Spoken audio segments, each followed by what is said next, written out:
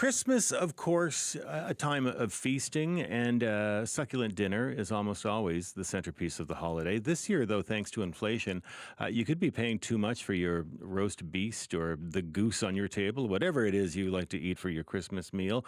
Well, this morning, our Cost of Christmas series, we've invited Tom Looijschelder to the table. Now, he owns Carnist Ethical Butcher in Kelowna.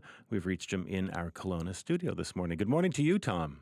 Good morning. Thank you very much for the invite. Oh, thanks very much for taking the time with us. Whether it is a turkey or a ham or a roast, there is this sense out there that, bigger is better. Get something as big as possible. There will always be leftovers. They will always be eaten. What do you think of the idea of going large in all of those things?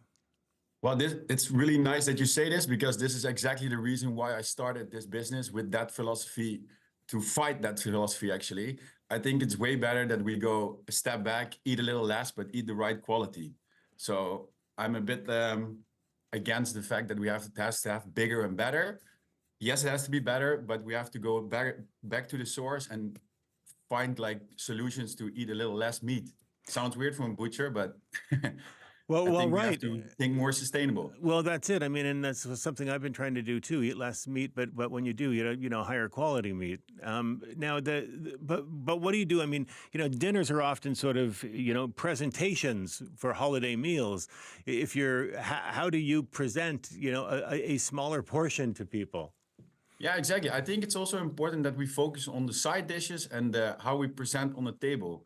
And with putting a big prime roast or a bigger, better turkey on the table, it's not necessarily that's the eye catcher of the party. I think it's important to focus on delicious sauces, put some more effort in preparing your potato in a different way.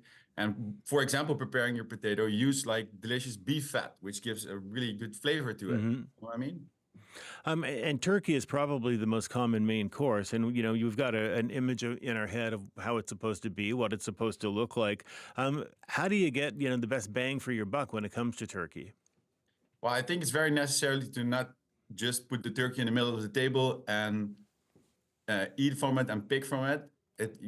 A turkey, usually, even if you're with a big group, always the bones are left, the meat on the carcass. I would highly suggest to boil it, put it on the stove again, make a delicious pot pie, make a delicious stock, and you have weeks or even months still fun from your Christmas turkey.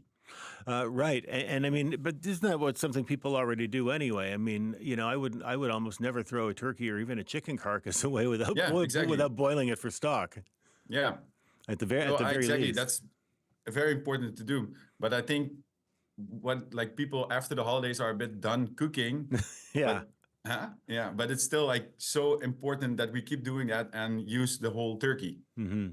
And what about cuts of meat? I mean, it seems that everything is expensive. It used to be that things like, short ribs and flank steak were cheap, and now they're ridiculously expensive. I mean, how do you get around that if you want to serve, a beef dish, for instance?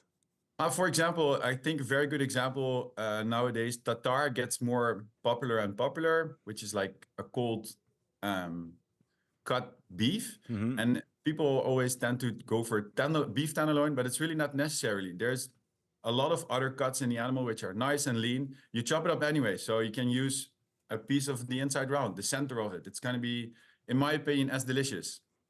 Right. Yeah. You also see, sometimes unusual cuts at the grocery store, cheaper cuts, and it's stuff like marinating steak or that kind of thing, stewing beef. What does that mean? Is that a signal that it's going to be tough unless you cook it for days on end? No, not necessarily. I'm a big believer in sourcing the right quality. And by the right quality, you don't have to mask it with weird marinades or stew it for days. That's how I think about this. But I think it's important that using the right cooking techniques, and if you go through a butcher with a little bit culinary experience, which are a lot of butchers, they can help you release a little bit the stress on how you prepare your product. Make the case, Tom. I mean, sometimes some of the best deals can be found not at your, local neighborhood butcher, but at, a big box store or something like that, because, they can buy and they can purchase in volume. They'll get a better deal from suppliers. Why should I go out of my way to go to a local butcher?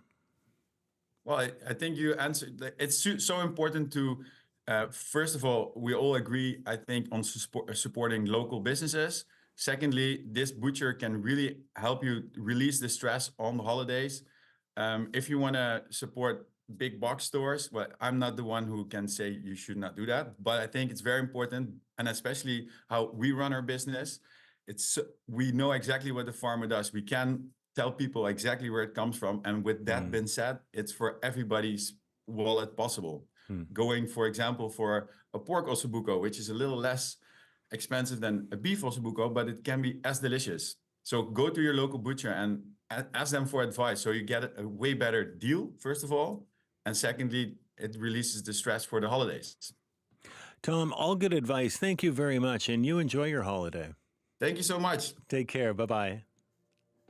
That's Tom Looijschelder, who is the owner of the Carnist Ethical Butcher. That is in Kelowna. You can find them on Instagram if you're curious.